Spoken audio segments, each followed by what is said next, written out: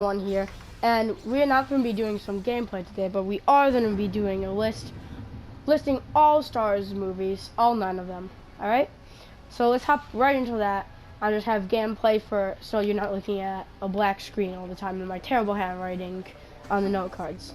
Anyways, at our number 9 spot, we have Attack of the Clones. I just felt it had a pretty I'm gonna shoot already. It had a pretty weak storyline. Anticlimactic fight at the end.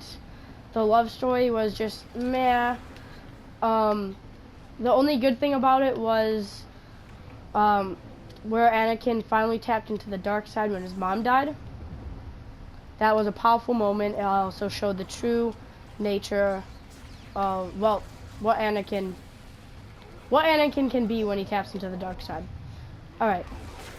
Next, number 8, The Phantom Menace. For one, let me just say one word, Jar Jar Binks. Okay, I think we could pretty much all agree on that. Next is Little Boy Annie was annoying. Now this is pod racing, as he would say. Another thing, probably, let me think. Cool fight scene between Darth Maul, Obi-Wan, and Qui-Gon at the end. And another bad thing was there was probably some pretty bad CGI. I mean, there was some pretty bad CGI. Alright. Then at the number 7 spot, we have The Last Jedi. I know fans are split 50-50 on this. The reason I didn't like it was because comedy completely ruined the movie. CGI could be off at parts, like Puppet Yoda, you know that wasn't CGI. Like the blue hue around him faded at some parts. Snoke's backstory, nowhere. So that's pretty useless. He's not a very good character. Porgs, I don't quote me on this, but I'm pretty sure they might have had more screen time than Snoke. So trust me, nothing good with Snoke there. What else was bad? Let me think. Oh, Rose and Poe.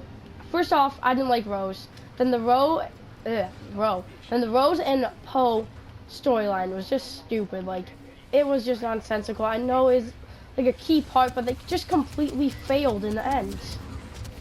Like, they could have completely left it all out, and it probably would have made the movie. Probably would have made the movie better. Everything good. Alright, this is where everything good was. Right after Snoke's, spoilers, death. That's just Snoke's death. There was a perfect, the movie was pretty much perfect. 2 more bad things about it though, as I forgot. One of them was, well, for one, Captain Phasma and Finn fight was pretty disappointing.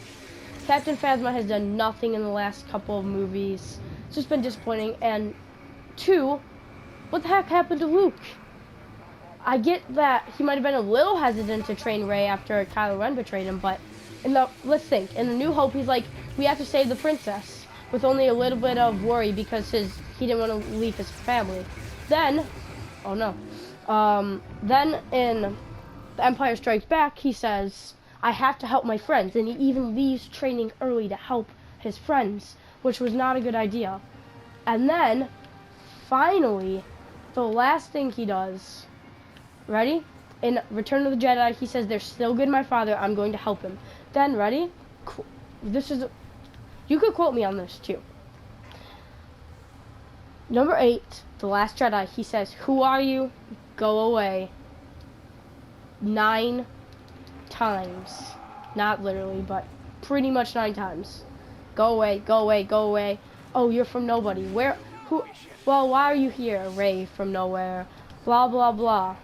Complete nonsense. But yeah, after Snoke's death it was really good. The movie got really good, but still that brought the rest of the movie just brought down those last, half an hour, 15 minutes. So anyways, moving on to our number 6 spot, we have Return of the Jedi. Well, some bad things about this were it focused too much on the destruction of the Death Star. Like, it's basically kind of a remake of A New Hope at parts. Of course, like, it wasn't like Force Awakens type of remake there that we had, but it was a remake in a way with the same plot of destroying the Death Star. Another reason why it wasn't so good was, wait, I don't know why I said it wasn't so good, but some parts that were good was Yoda's death scene was powerful. Anakin's Force Ghost, not the one with Hayden Christensen, but with the other one, with like, the other actor, not sure what his name is. That was good, and also another thing that was good. Another thing that was good was let me think. Vader's death. That was also a very powerful moment, and his turn back to the light side. I'm sorry, I keep blanking out on stuff. But alright, on to a number 5 spot. The Force Awakens. It's just a remake of The New Hope, just with new characters, remake, but bringing in old characters. Destroy Starkiller Base. A mentor dies. Han Solo. Blah blah blah blah. They go to a cantina. Bam. Maz Kanata. Well, no, I don't know why I said Maz Kanata, but oh, a puppet like Yoda, but no, that's not part. I don't know what I was thinking there. I was just thinking like yeah. Well, yeah, they meet someone who helps them. Maz Kanata gives them a lightsaber. Han Solo gives them a ride. All right, and then another thing that was then that was the only bad part of that movie. Something that was good was all characters were interesting in final. All characters were pretty interesting. Snoke was actually good in this movie. Final fight between Rey and Kylo Ren were really cool. And yeah, that's The Force Awakens. Alright, moving on to our number 4 spot, A New Hope. Ending fight scene between Obi-Wan and Darth Vader was slow. We know it wasn't supposed to be action, it was supposed to be more emotional, which they did a decent job of, but it just wasn't what we hoped it would be. It had a good storyline and some really great scenes. Alright, moving on to the number 3 spot, Revenge of the Sith. The only prequel that made it into the top 3. Alright, it had bad CGI at parts. It had some bad and boring scenes, and it left quite a few plot holes. It did have some really great fight scenes and some actually pretty good storytelling. Why did our game... Oh, everybody left their side. Okay, well, I guess we're moving on to the next one. Well, not the next one, but that. But Anakin's turn was emotional. And it did great at showing how evil Darth Vader was. And Execute Order 66 was very emotional and very cool.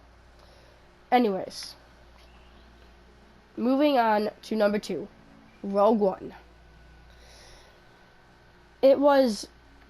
The only bad thing I have to say about it was weird why planets explode so slowly. If you think about it, in A New Hope, let me know, correct me if there's an explanation for this, but in A New Hope, we see Alderaan get blown up like in 3 seconds. It takes less than a second for it to blow up. In Rogue One, 2 planets get blown up, and it takes probably 30 minutes to consume the whole planet. No, not 30. It probably takes 5 minutes to consume the whole planet.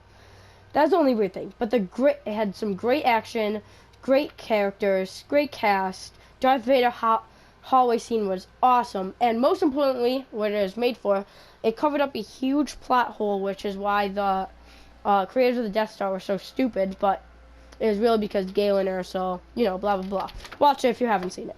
And number 1, The Empire Strikes Back. This one I really liked because this was my favorite.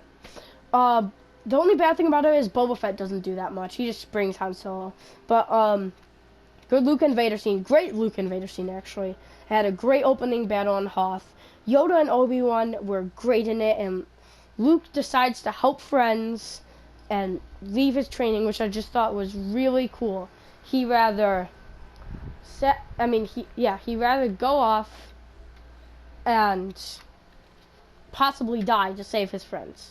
That's what I like so much. Thank you guys so much for watching, and I will see you guys in the next video. Goodbye.